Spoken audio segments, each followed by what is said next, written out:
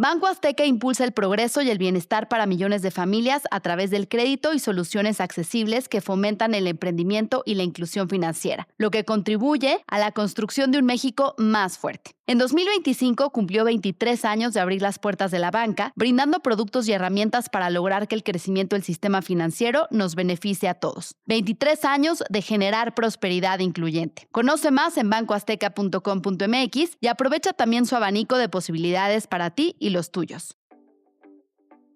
Esto es Arquitectura de los Negocios, un podcast de White Paper donde explicamos a profundidad cómo funciona una industria, qué hay realmente detrás de una empresa, cómo hace dinero. Yo soy Susana Sáenz y te platicaré la historia, las estrategias, las decisiones y estructuras que definen a los negocios que están moviendo al país o que lo hicieron en su momento. Recuerda darle seguir al canal de White Paper y déjanos tus comentarios.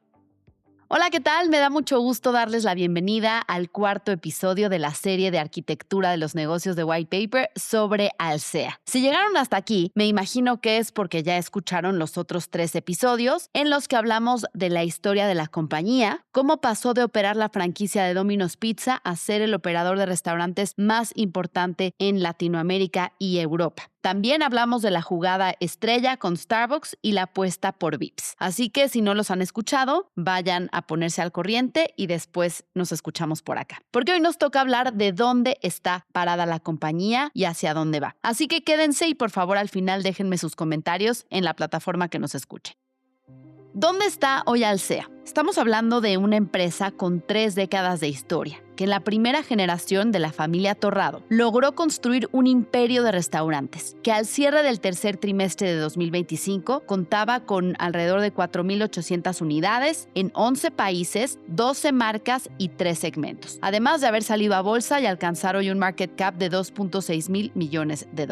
Entonces, hoy vamos a desglosar su desempeño financiero, la competencia y hacia dónde va. Si leemos su reporte anual del 2024, dicen lo siguiente de sí mismos. Somos el operador de restaurantes líder en América Latina y Europa, con marcas de reconocimiento global dentro de los segmentos de comida rápida, cafeterías, comida comida rápida casual y restaurante familiar. Actualmente tenemos 4,262 unidades en México, España, Argentina, Colombia, Chile, Francia, Portugal, Bélgica, Holanda, Luxemburgo y Uruguay. Nuestro modelo de negocio incluye el respaldo a todas nuestras unidades de negocio a través de un centro de soporte y servicios compartidos, brindando apoyo en procesos administrativos, de desarrollo y de cadena de suministro. Si lo medimos por número de unidades en operación, su principal mercado sigue siendo México, con aproximadamente la mitad de sus sucursales totales, seguido de España con un 25% y después repartido en otros mercados como Francia y algunos países de Sudamérica como Chile, Argentina y Colombia principalmente.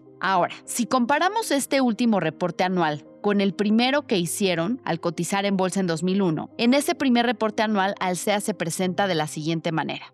Alsea con gente y para la gente. Alsea es líder en desarrollar y operar restaurantes de servicio rápido con marcas de éxito probado. Opera Domino's Pizza en México y Brasil y el pan caliente en México. La operación de sus multiunidades está respaldada por sus divisiones de distribución, Día y de panificación, Alisa. Sus acciones operan en la Bolsa Mexicana de Valores bajo la clave de cotización Alsea. ¿Cómo ven la diferencia de estas presentaciones? Pues en esa época, su principal valor estaba centrado en tener la franquicia maestra de Domino's Pizza para México y presentaban su plan estratégico 2002-2006 basado en 4 pilares. Satisfacción del cliente y excelencia en la operación. Dicen, para nosotros el cliente es primero. Buscamos satisfacer las necesidades de nuestros clientes por encima de la competencia y de sus expectativas a través de producto, servicio e imagen, brindándoles mayor valor por su dinero. Nuestra calidad, eficiencia y productividad están basadas en estándares de desempeño internacional. También liderazgo en el mercado. Buscamos ser los líderes en el sector donde participamos operando marcas y conceptos de éxito probado que consoliden nuestra posición. Empleador preferido. Promovemos el desarrollo integral de los recursos humanos por medio de una remuneración integral que propicie la permanencia de nuestros colaboradores. Queremos ser el empleador preferido en el sector en el que participamos. Y aquí hago un paréntesis. Recordemos que la rotación es quizá uno de los mayores problemas de operación en esta industria de servicios. De manera que Alsea siempre ha intentado, mediante diversos programas, reducir su rotación de personal y fomentar el crecimiento de la gente como parte de su estrategia. Si nos ponemos a pensar, los mejores operadores son quienes pasaron por todos los procesos y esto se repite no solamente en Alsea, sino en muchos otros grupos empresariales donde es frecuente y aplaudido por el mercado que el CEO del grupo venga de carrera en la compañía y haya quizás empezado en una cocina o en la gerencia de una sucursal. ¿Por qué? Porque conoce las entrañas de las operaciones y aquí es el caso que ahorita les contaré en unos momentos. Mientras tanto, ¿ustedes conocen casos así? Platíquenme en los comentarios. Y bueno, continúo con los otros dos pilares de su plan estratégico. ¿Y por qué les cuento todo esto? Porque al final, pues veremos qué tanto funcionaron estos pilares y hacia dónde llevaron a la compañía. Entonces, de su plan estratégico 2002 a 2006, que presentaban en su primer reporte anual, dicen: otro de los pilares son los socios estratégicos. Perseguimos el crecimiento conjunto con nuestros proveedores y socios comerciales. Buscamos maximizar los beneficios para nuestros franquiciadores, franquiciatarios y asociados. Y valor para el accionista. Buscamos incrementar el patrimonio de nuestros accionistas, esforzándonos por alcanzar niveles óptimos de productividad y rentabilidad. Ahora, para entender su generación de valor, su core es operar restaurantes a gran escala y por eso vamos a hacer un repaso breve de su reporte anual. En 2024, Alsea vendió más, ejecutó bien y mantuvo una operación sólida en 12 países, pero el mercado fue implacable. La acción cayó más de 30%. ¿Por qué? Veamos, en 2024 vendieron casi 80,000 millones de pesos, es decir, más o menos 4,500 millones de dólares, y crecieron 6.3% versus el año anterior. En EBITDA tuvieron prácticamente 17,000 millones de pesos, es decir, casi $1 billón. Un margen de EBITDA de 21%. Sin embargo, una vez que metemos los gastos de depreciación, amortización y financiamiento, la utilidad de operación queda en 8,000 millones de pesos. Es decir, poco más del 50% de su EBITDA se va a servicio de la deuda, depreciación y amortizaciones. El costo de la expansión está ahí presente y la utilidad neta consolidada es de apenas 763 millones de pesos, poco más de 40 millones de dólares. Entonces, vamos a ver cómo llegamos a eso. Primero, lo que siempre tratamos de explicar en White Paper, cómo hace dinero Alsea realmente. Y es que Alsea no es una empresa de restaurantes, es una plataforma de ejecución de marcas globales. Y su modelo de negocio se sostiene en 3 capas muy claras. La primera es la venta directa en tiendas y delivery. Aquí está, digamos, el grueso del negocio. En 2024, la venta de alimentos y bebidas generó 75,979 millones de pesos. Estamos hablando de unos 4,200 millones de dólares. La segunda capa sería servicios y plataformas digitales. El delivery propio, programas de lealtad, apps y otros servicios sumaron 2,165 millones de pesos, unos 120 millones de dólares. Esto realmente no es muy relevante al total. En 2024, su gasto directo en distribución fue de 136 millones y las comisiones a agregadores como Uber Eats y Rappi fueron de 1,128 millones. Esto es 20% más que en 2023. Y aquí está uno de los dilemas estructurales y me gustaría hacer un paréntesis antes de ir a la tercera capa. Y es que el delivery sí aumenta las ventas, pero también tomemos en cuenta que diluye el margen incremental. Cada café, cada pizza vendida por la app o a través de terceros, pues deja menos que una venta directa. Y seguramente muchos de los que me están escuchando en este podcast, que son operadores de franquicias o marcas propias, me podrán decir cómo es su relación con las plataformas de delivery. Sabemos de marcas que para poder soportar estas comisiones, definitivamente tienen un precio diferenciado más alto en plataformas que si fuertemente promueven su app propia. Pero también atienden con sucursales exclusivas para delivery a través de Uber Eats. Sin duda es un dilema y es algo que se fortaleció en la pandemia cuando se volcó el consumo a takeaway. Sin embargo, aquí vemos el costo de esa asociación con plataformas de terceros. Y bueno, regresemos a la tercera capa de ingresos del grupo. Aquí me refiero a las regalías cobradas. Recordemos que Alsea, al ser franquiciatario máster, puede subfranquiciar a terceros y por ello puede cobrar, aunque después tienen que pagar al máster de la marca, en este caso Domino's o Starbucks, por ejemplo. Entonces, en regalías como ingreso, tenemos en 2024 840 millones de pesos, apenas unos 46 millones de dólares, realmente marginal. Entonces, vamos a desglosar el tema de las regalías. En el reporte anual de Alsea hay 3 tipos de regalías. Y si no los separamos, la historia no se entiende. Entonces, por un lado están las regalías que Alsea cobra. Ya lo decíamos, estamos hablando de 840 millones de pesos. Y estas son regalías que Alsea cobra a sus franquiciados y que incluyen pagos iniciales y cobros recurrentes sobre ventas. Aquí el revenue stream, digamos que es pequeño. Después vienen las regalías que Alsea paga, y esto entra en gasto operativo. El pago real por usar las marcas globales. En el estado de resultados aparece un renglón de regalías como gasto operativo por 2.839 millones de pesos en 2024, poco más de 150 millones de dólares. Y este es el dinero que fluye hacia Starbucks Corporation, Domino's Pizza y otros dueños de marca, que según el contrato podríamos pensar que este número es bajo, pero recordemos que también hay un costo de regalías dentro del costo de ventas. Es menos visible y es poco, son otros 170 millones clasificados como costo de regalías y no se detalla por marca, pero aparece en el estado de resultados. Ahora bien, ¿cuánto paga Alsea en regalías de verdad? Sumando lo que corresponde a la operación, estamos hablando de regalías como gasto operativo y costo de regalías en costo de ventas. Y esto da un total aproximado de 3,000 millones de pesos. Contra las ventas netas de casi 79,000 millones, eso implica un costo neto de regalías o royalty burden consolidado de aproximadamente 3.8% de ventas. Ya no suena tan bajo y es perfectamente consistente con el modelo. Ahora, ¿por qué pensaríamos intuitivamente que Starbucks o Domino's cobran más? Porque normalmente pensamos en una sola marca, un solo contrato. Pero Alsea es otra cosa. No todas las ventas pagan regalías externas. Por ejemplo, marcas propias como Vips, Geno's o Foster's Hollywood pagan 0%. Y no todo el take del franquiciante se llama regalía. Parte del costo puede venir vía insumos obligatorios, tecnología, marketing o soporte operativo. Y esto termina repartido en otros renglones del P&L.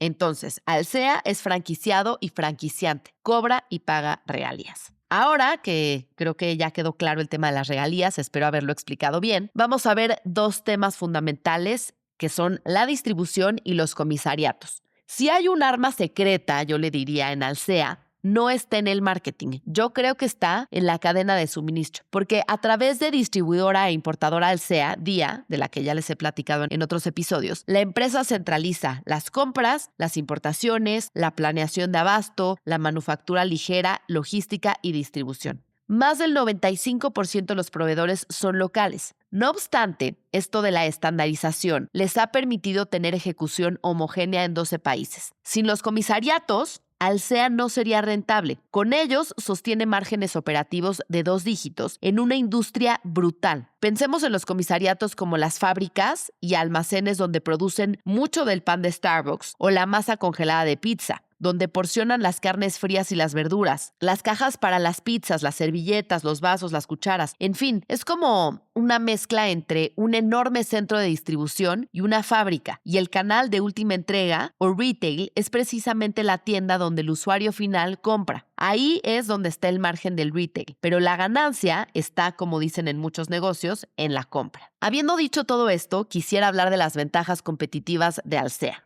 A lo largo del episodio les voy a ir compartiendo parte del análisis y la conversación que tuve con Alejandro Fuchs, quien es analista senior de equities para consumo en Latinoamérica para el Banco Itaú y quien lleva muchos años cubriendo este sector. Él me dijo que la principal ventaja competitiva de Alsea es la diversificación en portafolio en cuanto a marcas. No solo QSR, me refiero a Quick Service Restaurants, sino que también Casual Dining, además de que son dueños de algunas de sus marcas, y todo eso le da mucha flexibilidad. Es decir, cuando a una marca no le va bien porque, no sé, el consumo en ese segmento no está bien, a la otra sí le va bien y puede ajustarse. Y también, por supuesto, la diversificación de países. Cuando pasan cosas en uno, se aprende para cuando vayan a aplicarlo en otro. Por ejemplo, Alejandro me daba este caso de los cambios laborales en México. Ir de 48 horas a la semana por ley del trabajo a 40. Si operas en Europa, ya sabes cómo operar 40 horas de jornada laboral. Otro punto es la experiencia como operadores, porque acuérdense que les platiqué en el primer episodio de esta temporada que los hermanos Torrado empezaron operando las tiendas. O sea, no solo son ejecutivos, tú los veías en su uniforme de Domino's Pizza atendiendo. Y el hecho que el top management tenga experiencia en la tienda es súper valioso porque saben perfectamente cómo funciona y qué pueden exigir, entre muchas otras cosas. Y el tercer punto es un equipo gerencial muy experimentado que tenga muchos años en la compañía, que es lo que ya platicábamos, y que ha pasado por diferentes áreas, ciclos, regiones, y eso para la estrategia de largo plazo es súper importante. Y está el caso del recientemente nombrado CEO de Alsea, Cristian Gurría, quien asumió el cargo a partir del 1 de julio de 2025 y quien lleva más de 30 años en la compañía. Él empezó como operador de una tienda Domino's en el 91 y después ha ocupado diferentes cargos como la dirección regional de esta marca, la dirección de Casual Dining en México, también ha sido parte de los equipos responsables de diferentes segmentos y, muy relevante, parte de la incorporación de Starbucks en nuestro país a partir de 2002, para después asumir la dirección de la marca en México. Y en los últimos 6 años ha trabajado en la implementación del modelo operativo de Alsea en Francia, Bélgica, Luxemburgo y Países Bajos. Entonces, creo que todo eso le da muchísima experiencia y una gran ventaja para liderar a la compañía. Ahora, ¿por qué México es el país más relevante de la región, donde tiene mayor rentabilidad con más de 2,500 restaurantes? No solamente es porque nació aquí la compañía. Vamos a escuchar la opinión de Alejandro Fuchs. 65% de la rentabilidad del EBITDA de la empresa viene de México, como 25% más o menos viene de Europa y el último 10% es Latinoamérica. Entonces, cuando pensamos en márgenes, el margen más alto está en México, ¿no? Porque es el mercado más grande, tienen mucha palanca operativa. Es muy importante en este sector de hablar de márgenes antes de IFRS 16, ¿ok? ¿Te acuerdas que hubo un cambio de contabilidad? Ahora la IFRS 16 hace que, para explicarlo muy brevemente, para no aburrirte, pero el gasto por renta ya no es un gasto, sino que se divide entre depreciación e interés, porque tú firmas un contrato de lease de largo plazo, entonces hay una parte del lease, que es la que es mayor de un año, que no lo ves en el gasto. Eso a mí se me hace un absurdo total, sobre todo para empresas de consumo, ¿ok? Porque ojalá la renta no tuviésemos que pagarla, ¿no? O sea, eso es un gasto, evidentemente, o sea, nada más operacional que la renta, pero para este tipo de empresas, donde la mayoría de sus tiendas o casi todas son rentadas, la diferencia entre un margen post y pre-IFRS 16 es gigante, ¿no? Entonces, yo lo veo todo pre-IFRS 16. Eso quiere decir que el gasto de renta está incluido en los gastos de la operación. Ya está. Entonces, cuando hacemos eso, ese pre-IFRS 16, el margen en México es alrededor de 19% y el margen para Sudamérica y para Europa ronda entre 8 y 9%. Hay una diferencia importante. México es la parte más rentable, sin duda alguna, de la empresa. Ahora, ¿cómo le fue en el tercer trimestre del 2025? Alsea reportó un sólido desempeño con un aumento en ventas totales del 5.7%. Esto asciende a 6.7%, excluyendo el efecto del tipo de cambio versus 2024. En términos operativos, el EBITDA creció 1.8%, con un margen de 13.7%, mostrando una ligera contracción de 50 puntos base. La utilidad neta se disparó 559%, llegando a 512 millones de pesos.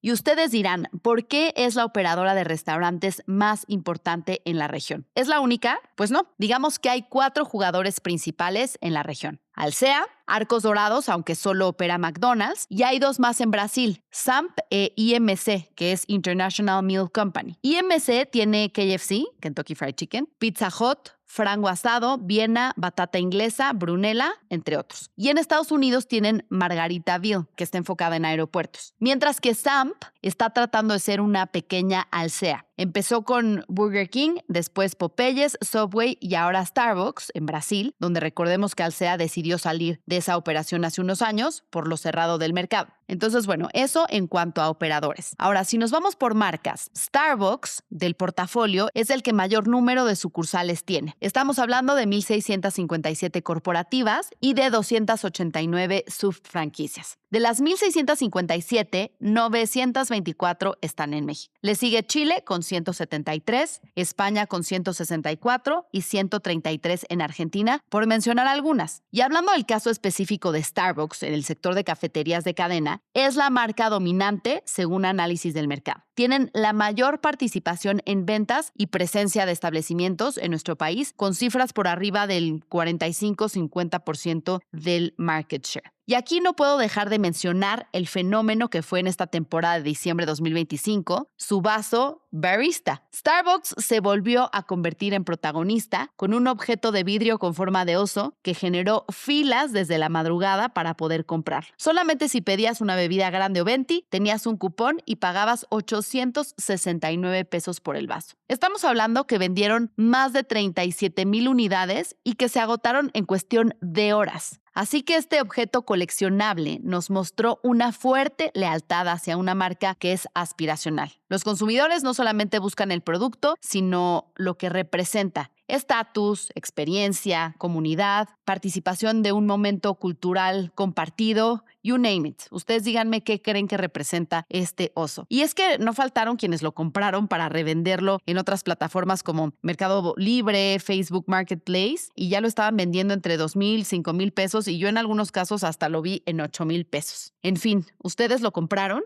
Hay que decir que, aunque es el líder, hay ciertas marcas que sí están haciendo ruido. Tal es el caso de CD Café, que de acuerdo con estimaciones que hizo nuestra reportera Valeria Díaz, hay alrededor de 35 sucursales en la Ciudad de México. Obviamente no compite por número de sucursales que tiene Starbucks, pero aquí te pueden vender el café del día en 15 pesos y hay uno igual más sofisticado, pero que no pasa de los 80 pesos. En una sucursal, Valeria estimó que asistieron 500 personas en un día en un modelo enfocado más en to go, más para llevar. Así que digamos que es un modelo de negocio distinto, pero que sí está haciendo ruido del éxito que está teniendo y las filas que se generan en las mañanas para comprar café. Ahora, otro de sus competidores más directos es de Italian Coffee, que tiene más de 350 sucursales en el país. O también la llegada de hace unos años, en 2017, de Tim Hortons, que tiene 178 unidades en México. Y aquí quisiera mencionar uno de los factores de éxito de Starbucks, porque aunque esté enfocado en un cliente más high-end, me decían que si comparamos un Starbucks de Mazarik con uno de Iztapalapa, los economics siguen siendo buenos, aunque son diferentes ocasiones de consumo. Por ejemplo, el de Mazarik, pues alguien va antes de ir a la oficina a comprar su café o cuando va a tener una junta, mientras que el de Iztapalapa van a celebrar un cumpleaños, ¿no? Entonces creo que ahí es muy interesante este comparativo. Ahora, aunque los precios de Starbucks son más caros, Alejandro Fuchs me dijo que han sabido manejar muy bien el tema de la inflación para mantener sus precios. Cuando es una inflación alta como la que tenemos el día de hoy, sobre todo en el café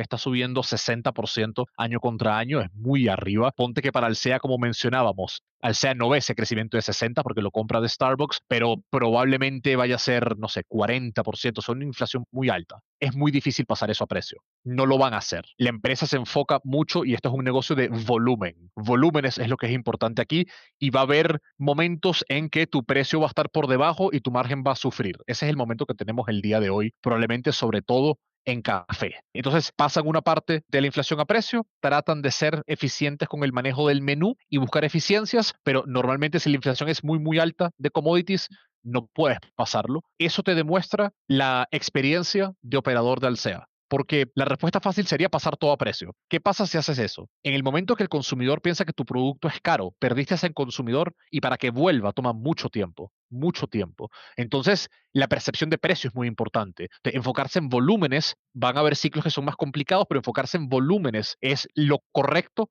a pesar de que el precio del costo suba mucho más. Eso es lo que está haciendo la empresa el día de hoy. Eso me habla a mí de un management con mucha experiencia que ya ha vivido muchos ciclos de commodities subiendo. Pero hay quienes me dicen que han estirado mucho la liga con los precios y hay gente que ya no está dispuesta a pagar hasta 150 pesos por un café. Entonces, esto obviamente sí impacta al negocio. Y si se fijan, últimamente hemos visto más esfuerzos de marketing de la marca con promociones, que eso antes no se veía. Digamos que se vendía solo el café. Pero bueno, sin duda, Starbucks y Domino's siguen siendo las apuestas de largo plazo de la compañía. Recientemente habrán escuchado estas desinversiones estratégicas que hicieron, como la venta de 17 restaurantes en Chile y en España. En Chile fueron unidades de Chili's y P.F. Chang's, mientras que en España estamos hablando de la salida de sus operaciones de TGI Fridays y también se ha hablado mucho de las operaciones de Burger King en Argentina. De acuerdo con un comunicado de la empresa, esta decisión forma parte de una estrategia orientada a simplificar su portafolio de marcas, fortalecer su crecimiento y mejorar su rentabilidad mediante una gestión más eficiente de sus operaciones. Ahora hablemos un poco de la deuda. Al 30 de septiembre de 2025, la deuda total de Alsea, incluyendo arrendamientos por efecto de IFRS 16, disminuyó 1,800 215 millones de pesos para cerrar en 51,763 millones de pesos en comparación con 53,578 millones de pesos en la misma fecha del año anterior. El incremento de la deuda, excluyendo el efecto por IFRS 16, se explica principalmente por los créditos bancarios dispuestos para liquidar la participación minoritaria en la entidad europea, CAPEX y capital de trabajo. ¿Podríamos decir que este es uno de sus principales retos? Vamos a escuchar la opinión de Alejandro Fuchs.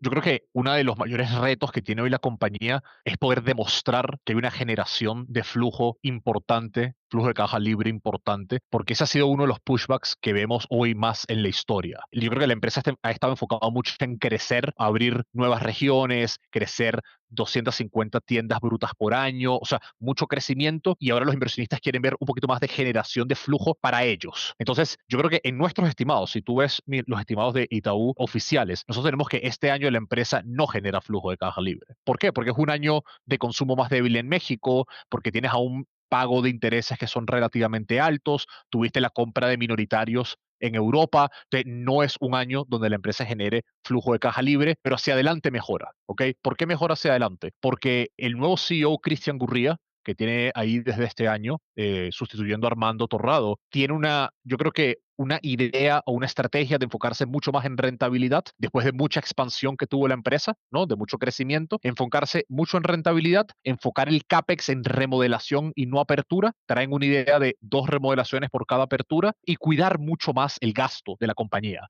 De esas cosas, junto con, yo creo que van a renegociar la deuda cuando se venza 2026, 2027, ellos tuvieron que pedir mucha deuda durante la pandemia, cuando fue un momento complicado para todo el sector. Era una deuda un poco costosa, me parece a mí. Entonces, con las tasas que hemos visto cayendo en México, que hemos visto cayendo pues, en Estados Unidos, yo creo que vamos a tener un mejor costo financiero hacia adelante. Eso, con un mejor consumo y un enfoque mucho más en rentabilidad, yo creo que va a haber flujo de caja adicional en el futuro. Pero hoy el flujo sí da para el CAPEX y la deuda simplemente haces un rollover normalmente de la deuda el día de hoy. Entonces, la deuda es una preocupación que se ha ido diluyendo después de la pandemia porque la empresa ha hecho un buen trabajo en poder bajar mucho el apalancamiento. Ahora, estas son algunas de las variables que más están afectando al EBITDA. Diría que lo que más afecta, en mi opinión, el EBITDA de las empresas de restaurantes y para Alsea son probablemente 2 o 3 cosas. La primera es el macro, ¿no? La macro, cómo está en el país. Este es un sector que es muy sensible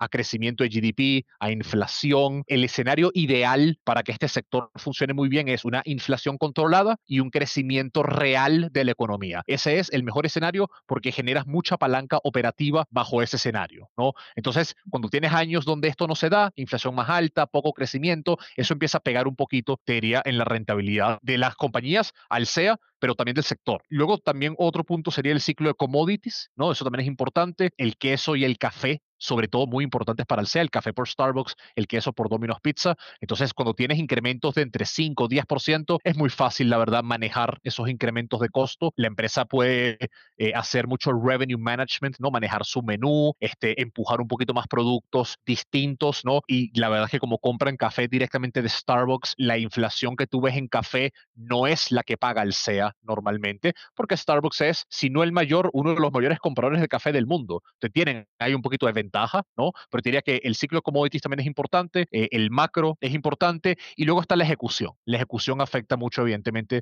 el EBITDA, ¿no? Qué tan eficiente eres con las plantillas, qué tan eficiente manejas el gasto corporativo. Entonces yo diría que esas 3 cosas son como las variables más importantes que yo veo hoy en día en el EBITDA. Vayamos ahora a la evaluación de Alsea. Como les decía al inicio, la empresa tiene un market cap de 2.6 mil millones de dólares con un precio promedio de 50 pesos por acción, lo que Fuchs considera una evaluación muy baja en términos de EBITDA, pensando que el promedio histórico de Alsea había sido 8 veces y hoy está en 4.6, 4.7 veces EBITDA. Porque yo empezaría tal vez por dónde estamos hoy parados en el sector. Hoy en día, cuando ves los múltiplos del sector de QSR en el mundo, en promedio cotizan a 10 veces EBITDA. ¿Ok? Esos son 10 veces EBITDA donde tienes empresas de todo el mundo, empresas que son dueñas de sus marcas, ¿ok? Los McDonald's, los Chipotles, los Starbucks Corporation, ¿no? Y luego tienes operadores. de marcas, ¿ok? Los dueños de marcas normalmente cotizan a un múltiplo mayor, porque es otro negocio, es un negocio de operar menos y cobrar más franquicias. Entonces tiene unos economics bien diferentes. Los operadores normalmente cotizan a un múltiplo más bajo que los dueños de marcas. Entonces, en promedio 10 veces. Latinoamérica, estas cuatro empresas que hablábamos anteriormente, Alsea, Arcos, SAMP e IMC, están cotizando a múltiplos bien por debajo de ese promedio, ¿ok? Y bien deprimidos. Yo diría que entre 4 a 4.5 veces EBITDA. Esos son múltiplos bastante bajos. Son bastante parecidos a los múltiplos de cuando estábamos en la pandemia, que no es lo que tenemos hoy en día en el sector. Está perfecto que el consumo está un poquito débil, ¿no? En muchos países, pero no es la pandemia. No puedo pensar en un sector más impactado durante la pandemia que restaurantes y tal vez shopping malls, puede ser el otro. Pero la verdad es que las valuaciones están bastante bajas. Dentro de esas cuatro empresas, Alsea tiene el múltiplo más alto, alrededor de 4.6, 4.7 veces EBITDA, que es más alto que Arcos Dorados y más alto que IMC y que SAMP. Históricamente, te diría que yo hablaría sobre todo de Arcos y de Alsea, porque las otras dos son empresas más pequeñas, un poco más ilíquidas. Pero Alsea merece un premio por encima de Arcos Dorados. Yo creo que sí, por varias razones. Multimarca, eso quiere decir que tienes más crecimiento, ¿no? Que si solo manejas una marca, ¿dónde están expuestos por región? El costo de capital en Europa mucho más bajo que el costo de capital en Latinoamérica. Y luego hay un tema de governance donde Alsea tiene una acción y un voto, Arcos Dorados tiene dos series de acciones con diferentes tipos de voto. Entonces, esas cosas merecen un poquito de descuento y para Alsea debería cotizar por encima de Arcos Dorados, en mi opinión. Y hay varias razones que explican esto. Además de la poca liquidez en el mercado mexicano, estamos hablando de la debilidad del consumo que hace poco atractivo invertir en empresas de este tipo, además de un bajo crecimiento del Producto Interno Bruto en el país y después que en Europa no le ha ido muy bien al negocio. Tenemos el caso de Francia, donde incluso se han hecho boicots a la marca. Ahora, ¿qué tanto pesa la estrategia digital? De acuerdo con su reporte, continúa consolidándose como un pilar de crecimiento, ya que las ventas digitales representaron el 37.4% del total, alcanzando poco más de 7,000 millones de pesos. La compañía ya suma 8 millones de usuarios activos en sus programas de lealtad, reforzando su base de clientes frecuentes. Su programa se llama Wow Rewards e incorpora las diferentes marcas en una sola aplicación. ¿Ustedes qué experiencia han tenido? Es muy importante como parte de la estrategia de la compañía y más que simplemente el delivery y poder satisfacer esa demanda de clientes un poco con la conveniencia, para mí es muy importante que puedan ofrecer la parte de fidelización. ¿Por qué? Porque hablábamos de que este sector es un poquito más discrecional hoy en día en América Latina. Yo creo que la fidelización hace que esto sea menos discrecional, porque en la fidelización recibes puntos que luego puedes canjear, entonces eso hace que sea mucho más sticky el consumidor hacia tu marca, ¿no? Entonces yo creo que es muy importante hacia adelante y es clave el programa de fidelización. Y aquí hay, yo diría, tres vertientes distintas, ¿no? La empresa tiene o participa en los programas de fidelización de sus marcas como Starbucks Rewards y Domino's Rewards. Ahí no son programas de ellos, son programas globales, ¿no? De las marcas. Y luego tienen Wow, que es su propio programa de fidelización con las marcas como Vips, Italianis y algunas más de las casual dining. Y la verdad es que el crecimiento y el tender que tienen es bien impresionante y es muy relevante porque la cantidad de data que va a tener esta compañía aquí en adelante es muy importante, ¿no? Entonces, si ellos saben que Susana todos los viernes a las 8 de la mañana se toma su café, el día que Susana no se tome su café a las 8 de la mañana, te pueden dar la promoción a ti. Oye, Susana, vuelve con nosotros, te damos 10% de descuento, ya no tienes que hacer campañas masivas de promocionalidad. Eso hace que tu margen mejore mucho y la cantidad de datos que vas a tener específicos, segmentados por región, por persona. Eso es muy importante, yo creo. Entonces, delivery funciona relativamente bien. Yo creo que eso está muy adelantado, por ejemplo, en Domino's. Están presentes en todos los agregadores hoy en día y eso funciona bastante bien, pero la parte de fidelización para mí hacia adelante va a ser clave en poder continuar ofreciendo valor al consumidor final de todas estas marcas. Pero bueno, ¿qué viene para la marca? Este año anunciaron la llegada de Chipotle a México con la intención de inaugurar la primera ubicación a principios de 2026 y explorar más mercados dentro de la región. Esta sería la primera vez que la cadena estadounidense sale del país. Por otro lado, Alsea también hizo un acuerdo con Raising Cane's, la cadena estadounidense de Chicken Fingers, para traer la marca a México con aperturas hacia la segunda mitad de 2026 y otras posibilidades de expansión. Alejandro me dice que Chipotle es una oportunidad muy interesante, más allá de los cuestionamientos que existen de si la gente va a consumir o no comida Tex-Mex en México. A mí me parece que el mercado financiero se está perdiendo un poquito la película, así el big picture, por enfocarse en el detalle. Yo creo que México es el punto de partida para la marca, o sea, el testing ground, ¿no? Esto tu mercado, conoces a la gente y aquí vamos a probar a ver cómo se maneja, pero yo no creo que México sea el único mercado donde ellos quieren estar presentes. Yo creo que lo más probable es que vayan a ser operadores de Chipotle en muchos otros mercados. Simplemente estás empezando por México porque es tu casa, porque es lo que conoces mejor, ¿no? Y me hace todo el sentido, la verdad. Y yo sí creo que sí caben chipotles en México, honestamente. O sea, yo creo que si pones un chipotle en Reforma, en Arcos Bosques, o sea, yo creo que hay espacio para poner chipotles, la verdad. Pero hay algunas personas que creen que no. Pero yo creo que Chipotle es otra marca que podría ser muy interesante hacia futuro para el crecimiento de la empresa. Y es una marca muy rentable. Cuando vemos los números de Chipotle a nivel global, márgenes bastante altos. Y yo no quito la opcionalidad de que algún día entren al sur de Estados Unidos. Yo creo que eso es algo que hemos visto en muchas empresas, Chedraui, Arca, bueno, Bimbo evidentemente, ahora Oxxo entrando al sur de los Estados Unidos. Para el próximo año se ve un panorama bastante favorable, con una mejora en el consumo, eventos como el Mundial, la llegada de estas nuevas marcas y tienen metas ambiciosas en el mediano y largo plazo. La compañía cree que puede abrir más de 2.400 tiendas en el largo plazo, ¿no? Esa es como la meta que tienen ellos. De esas 2.400, alrededor de 1.200, la mitad va a venir de México. Y lo otro va a ser un poquito más de 700 en Europa, 750, y el resto, que son 450 de tiendas en Latinoamérica. Cuando vemos esas 2.400 totales, el 50% son Starbucks, son tiendas Starbucks. Y el otro 30 son tiendas de Domino's. Te puedes pensar en Domino's y en Starbucks como, te diría, las marcas core para el negocio, para el largo plazo, y luego el otro 20% pues es una mezcla entre las marcas de casual dining, Vips, Chili's, Fridays, etcétera. Y bueno, para cerrar, hay algo que me dijo Alejandro que me llamó mucho la atención. Y es que dice que si México tuviera muchos Albertos Torrados, el Producto Interno Bruto crecería mucho más rápido. Yo creo que es una persona fundamental que ha participado en muchos cargos distintos desde la creación de la compañía, ¿no? Ha sido CEO, ha sido chairman, ha vuelto a ser CEO, ha sido clave para la expansión de la compañía fuera de México, sobre todo en Europa. Entonces, yo creo que el mercado, cuando piensa en Alsea, piensa mucho en Alberto, y ahora que Armando estuvo ahí también como CEO algunos años, también en Armando, pero sobre todo en Alberto por lo importante que fue desde el IPO, digamos, hasta que decidió ya salirse un poco de la operación y estar más en la parte, en el cargo de chairman. Entonces, yo creo que Alberto ha sido clave para la expansión, para que la gente conozca Alsea y conozca la operación, y me parece que cuando lo hablo con inversores internacionales, todo el mundo lo tiene como muy presente como un muy buen operador de restaurantes, y la verdad es que, bueno, ha construido una empresa que empezó con un restaurante y ahora tiene 4.700. Entonces, yo creo que eso es bien impresionante, la verdad. Yo creo que en general Alberto y sus hermanos también, o sea, la familia Torrado como un todo, yo creo que son muy abiertos a crecimiento y a negocio. Eso a veces yo siento que hay empresas en México que son un poco más conservadoras, de me gusta de repente compartir menos información, un poco más reservados, ¿no? Yo siento que la familia Torrado, cuando está pensando en Alsea, crecimiento fuera de México, en Europa, hay algo muy interesante, que es que no todo el mundo está dispuesto a diluir su participación en la compañía con tal de crecer la compañía. Para mí, los Torrados son uno de los pocos ejemplos en el país donde eso ha sucedido, sobre todo cuando fueron para Europa. Entonces, yo siento que hay muchas personas que les gusta tener el 100% de 100, no el 50% de 1000. El 50% de 1000 vale más. Entonces, yo creo que ese pensamiento de crecimiento, generación de valor a los accionistas, yo creo que eso los diferencia mucho, en mi opinión, de otras empresas en la región, no solo México.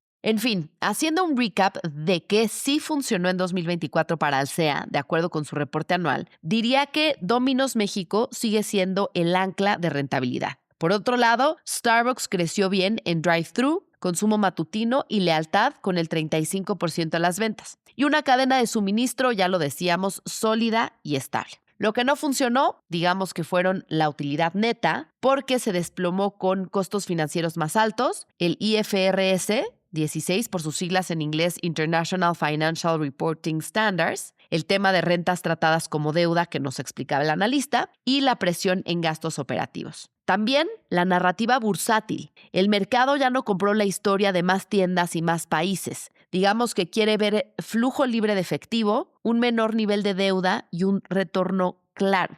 El reto ya no es abrir más tiendas, el reto es que cada tienda nueva gane más dinero que la anterior. Esa es la verdadera prueba del modelo de Alsea hacia el futuro. Y por supuesto, la apuesta de seguir refrescando su portafolio, trayendo nuevas marcas que son muy exitosas en otros países, como Raising Cane's y Chipotle de Estados Unidos, que vienen para este 2026. Así que veamos si esto tiene un impacto en el precio de la acción. Ahora, recordemos que el mercado es algo, pero la historia de emprendimiento es otra. Si hubieran leído este primer reporte anual en 2001 y hubieran entrado en Alsea, ¿dirían que cumplieron el plan?